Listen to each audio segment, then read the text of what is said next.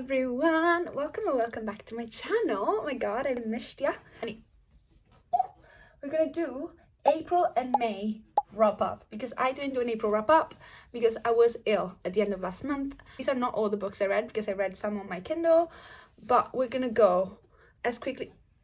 Oh wait, I'm missing one. Let me go and grab it. You know, if it ended up there, it means it was great. Also, can we appreciate the black dog? And I hope it's shady in the black dog. The actual pub that Taylor Swift went to that she was talking about in the song is done merch now because they became so popular, and they sent me some and I'm obsessed. So we're starting with Babel. I made a reading blog of me reading this. It was like reading the most famous TikTok books. So I haven't got much to say about this because I've already talked about it so much.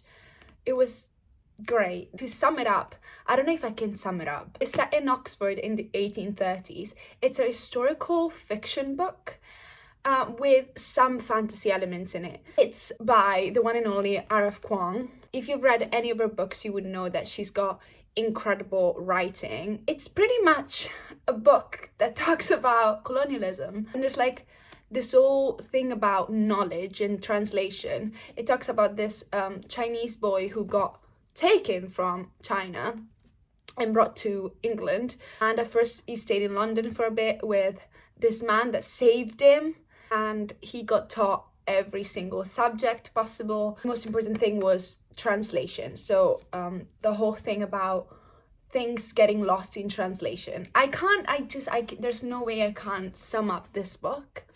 It was beautiful. It was heartbreaking. I cried so much. I don't want to read this. Oh, this is fucking awful. Yep. The end was heartbreaking to me. It was tragic, but it's not a tragic book, but it's tragic to some extent.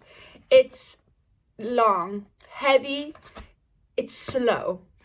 There's no romance in this. So if you're looking for, oh, I want a romance book, that ain't for you, girl. But I think everyone should read this book. I gave it 5 stars. It was just one of those books that you just cannot. It was so painful. It talked about found family. It talked about friendship. It talked about betrayal. It talks about some fantasy elements, but fantasy is not the main plot. You agree and you disagree, and then, I would strongly recommend reading this at least once in your life when you are in the mood for it, though. It's a dark academia, historical fiction, fantasy, found family, no romance whatsoever book. Like, this is not a light read on the beach kind of thing. No. Next, we're going to talk about Funny Story. Now, if you're like, Asia, what fucking cover is that? He got it as a proof copy before it came out.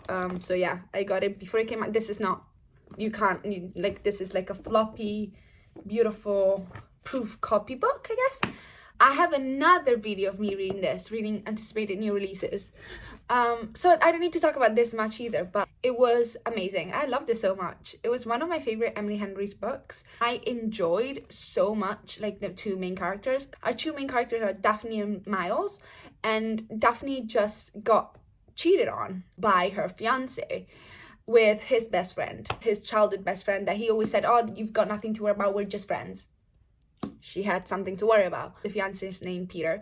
Peter cheated on Daphne with Petra, his childhood best friend. And Petra had a boyfriend as well. So she cheated on her boyfriend, Miles, with Peter. Obviously, the situation changed because she didn't want to live with her ex-fiance anymore. So she goes and moves in with Miles because Miles was in need of a housemate because obviously he's not living with Petra anymore. They become housemate. They fake date a little bit to make Peter and Petra jealous, but obviously fake dating, we all know where that leads to. It's beautiful. The banter, I think Emily Henry is the queen of banter, the queen of dialogue. It seems so real and genuine, and it's funny and it's heartbreaking. Both of these characters have heavy daddy issues, and on his side, mommy issues as well. Daddy issues, I feel like it's a common Emily Henry main character trait. Yeah, it's a beautiful love story. I think I gave this like 4.25 or 4.5. Let me check. I gave it 4.25. I'd say, like, I loved it as much as I love Beach Read, I'd say.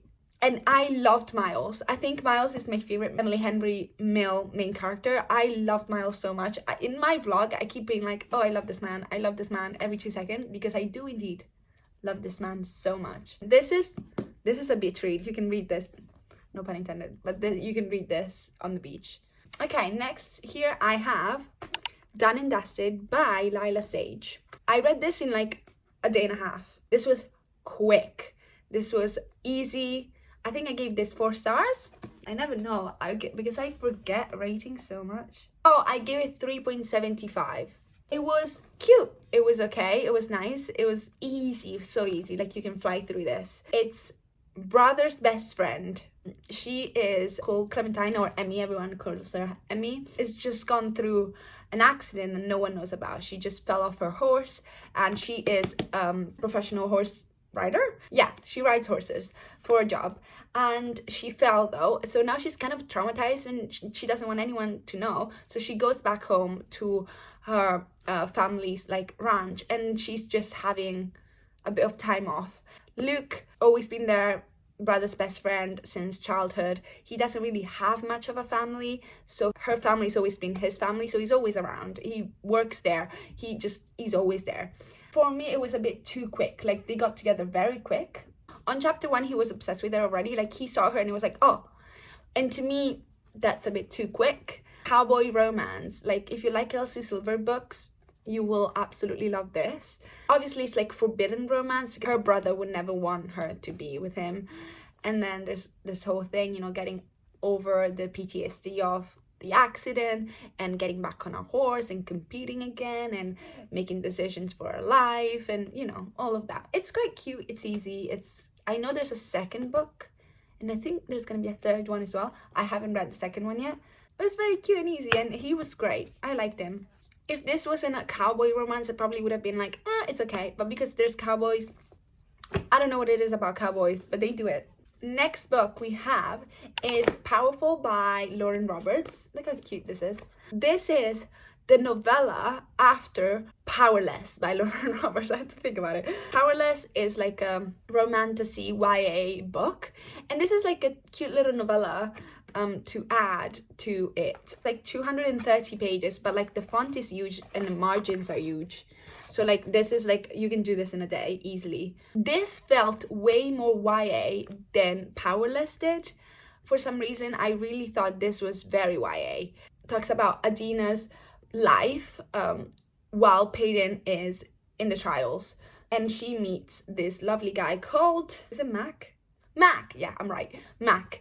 Turns out he's actually using her for something. There's like more to it. Like, he's hiding something, because this is the first time Adina is alone without Peyton, and Peyton always helped her to get, you know, they were like a team together to get like food and resources, and now she's on her own, so she has to fend for herself. And before this, you're supposed to read Powerless. So if you read Powerless, if you've read Powerless, this is not fun to read. I read this whole thing kind of like I wanted to not care, because I wanted to be as detached as possible. So I didn't enjoy it that much. I gave it 3.5 stars because I really enjoyed the ending. The ending was kind of sad. I mean, of course, I started to care about them towards the end, which is definitely not the right idea. But at the beginning, I was kind of like trying not to, so it didn't make me enjoy the book as much, the novella as much. But it's cute. It's very cute. It's very YA. It felt very YA. Adina felt younger than Peyton felt, even though they're the same age. Adina felt younger to me. I guess if you're younger, you'd enjoy this much more than me. If you're like in your teens, this would be cute. The love story was cute. It was brief. It was quick. It's a novella. You can't really be like, oh my god, best thing I've ever read. But it was cute. It was cute. Sad at the end. Next one was another 5-star for me. Are we shocked? No. First of all, I swear to God, Olivia Blake's books are always the most beautiful books to ever exist. Look, this is my favorite thing ever. This was beautiful. I love this so much.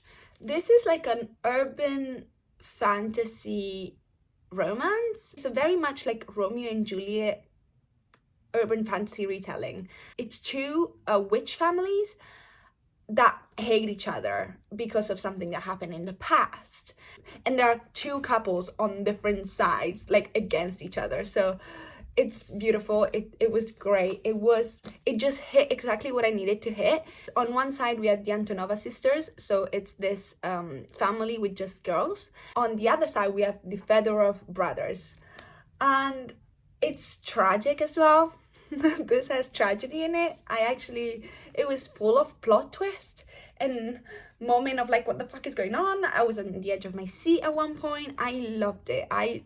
But I have a thing for Olivia Blake's books, as you can probably tell. It's like two empires against each other. They're very famous, very powerful, very like influential families against each other. That this whole time they were trying to like, I stay here, you stay there, we don't mix.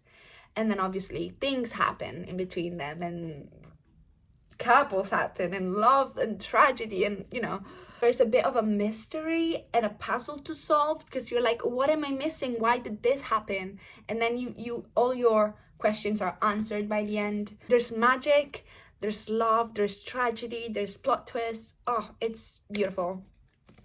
Beautiful. I loved it so much. I gave this 5 stars. Because there's not only conflict between the families, there's conflict inside the families. You know, one brother does something and you're like, why the fuck did you do that? And then one sister does something. Like, it's... strongly recommend. Okay, next we mentioned her before, Elsie Silver. This was on the new releases vlog as well. This was a bit of a disappointment for me. This was a 3-star for me. It's just okay to me. This is the first book on a different series that Elsie Silver started. Is it the Rose Hill series? And it's like it's the hill next to Chestnut Springs. Apparently all the male main characters are single dads. Now, I don't think this guy, Ford is the main guy here. I don't think he should be considered a single dad. But anyway, I just didn't love the dynamic of the two main characters, especially because I just didn't like her that much. The stories between Rosie and Ford, this is once again brother's best friend. Yes, brother's best friend.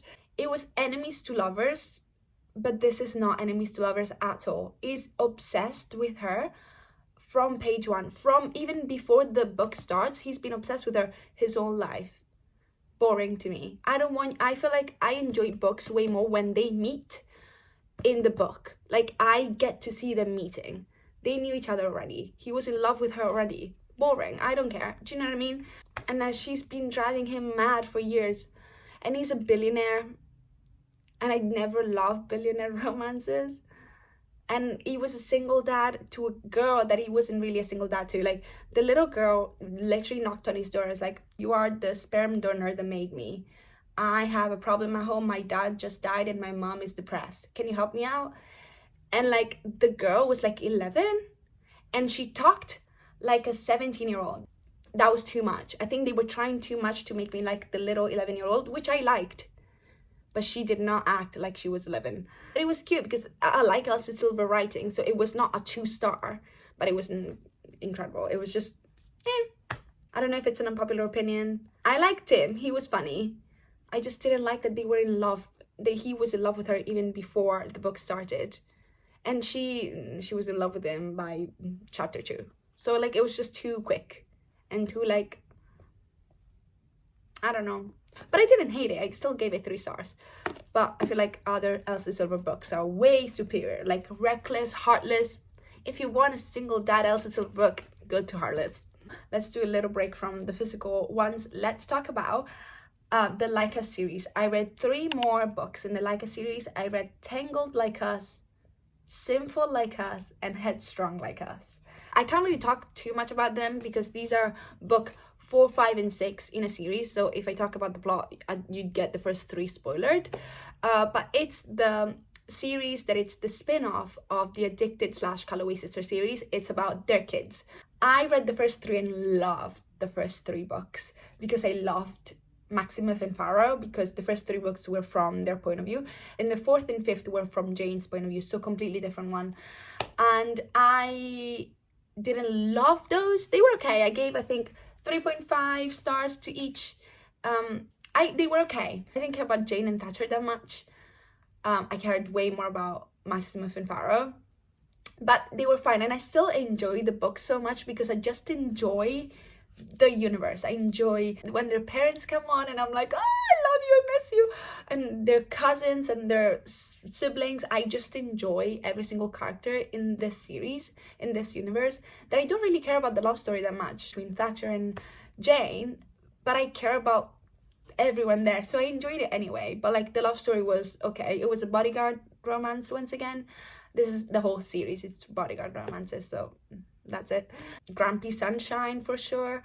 But yeah, I didn't love that relationship, but I loved the universe so much. Now, Headstrong Like Us was from Maximus and Pharaoh point of view, which is like the same couple of the first 3 books, and that was a 5-star for me. 3rd and 4th book were 3.5. This was a 5-star. I loved Headstrong Like Us. I can't tell you what happens in it because I would spoiler like so many books, but it was great. The love story was great. The magic of Pharaoh and Maximus was that they had literally 4 books from their point of view. 4. And I was still into them. I usually get bored when a couple gets together. I only like before they get together, and then I get bored. No, I read 4 books with their love story, and they were together the whole time. They've never broken up, and I was still into them. I loved their bickering, the teasing, the flirting, they were still enemying to lovering, even when they were well engaged. Like, they're millionaire famous people, so there's a lot about fame, paparazzi, lack of privacy, and their bodyguards are like normal people, obviously. So it's like that different like shift of dynamics and different backgrounds, because obviously Pharaoh was a normal guy, he trained in medicine, and then Maximus is the son of 2 of the most famous people in the world. So I love that dynamic. Same thing for Thatcher and Jane. If you've read the Addicted series, read the Like Us series. You're not gonna regret it. It's the same vibes, and you're gonna see your favorite characters so much because the parents are in it so much. So like, read the Like Us series, please. Going from a 5-star that I love so much, that is Headstrong Like Us, we go to the least favorite book I've read this year. This is How You Lose the Time War by Amal, El-Mohtar and Max Gladstone. No, it wasn't for me. It's a very short book. It's not even 200 pages. It was not for me. Nothing about this book worked for me. I know a lot of people agree with me, and a lot of people completely disagree. I think this book, it's either for you or really not, and it was not for me. It was a 2-star, barely. I can't even tell you in detail what it talks about because I don't know. I generally got no clue. Roughly I can tell you, but not in detail. It's about these 2 entities, red and blue, and they are part of a war going on, the Time War, a war through time, and they are on different sides of the war. And then somehow they fall in love. We have no clue how. Through letters. Couldn't tell you in detail why they fell in love, because I don't think we really got that. We didn't get why they fell in love. They just did. They went from enemies to lovers, I guess. And they're not real, they're not people. They're like entities. So they're female entities though, but like, they're not humans. They're not women. I just didn't care. I couldn't wait for it to be over. I was so close to DNFing it, but it's so short. If this was 400 pages, I would have DNF'd. But because it was so short, I was like, let's push through and do it. The writing, beautiful. So poetical, so beautiful writing. But I think the writing was a bit too pretentious. I was trying too hard. For me, it was too much. I was not the target audience for this book, I don't think. And a lot of people are like, oh, this is like the book that teaches you about love. Maybe that's why I'm single. I don't know. The world in this didn't get explained, so you just have to fucking guess. You're just like, is this what we're talking about? It's forbidden romance because obviously they're not allowed to be in love with each other because they're on different side of the war. But I think if you want that vibe, just read One for My Enemy by Olivia Blake. Like, but maybe this is for you. I'm not gonna tell you to not read this. I'm just telling you that I personally didn't enjoy it. It just didn't work for me. The writing is beautiful. Some lines were beautifully written. I just didn't care. Sorry. And then we end on a high note. I read a duology. I read these two, one in April, one in May. Finally, after 4 years of owning this duology, I read Six of Crows and Crooked Kingdom. I read Six of Crows in the Reading Popular TikTok books, so you might have seen that. But I then read in May Crooked Kingdom. They were great. They were great. I think I gave this 4, this 5 stars. They're very long. They don't look like it, but they are long and tiny. The font is tiny, and a lot happens in just 2 books. I found these so much better than Shadow and Bone trilogy. I just cared. I loved the characters so much. This is like the found family. It talks about 6 people. They're all like thieves and criminals, and their leader is Cass Brecker. And now Cass is extremely morally grey.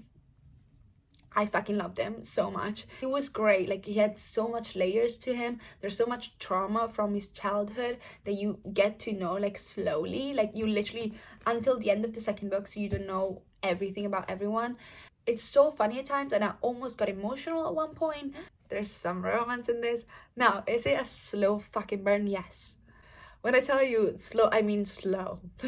I mean slow. You get nada. Like, there's nothing. You just gotta like slow. But I love this so much, and they're very young. It's a YA fantasy duology. But I think the thing that they talk about and the thing that they experienced, it's for an even older audience would enjoy. Like, I enjoyed just fine. There's gruesome stuff. There's war, and there's like killing, but there's no like spice and anything. If you watch the TV show and you're like, oh well, but I know what happens. No, you don't. The TV show has nothing to do with this. Nothing. When I tell you nothing, I mean nothing. I loved every single one of them. All 6 of them were great characters that you just care so much about.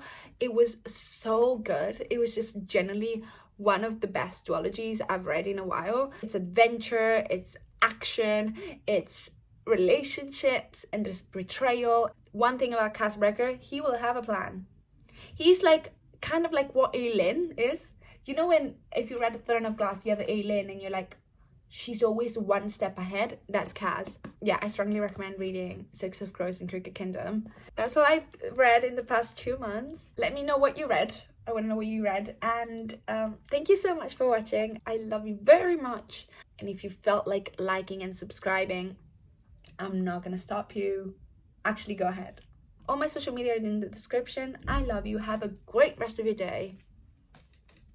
Ciao.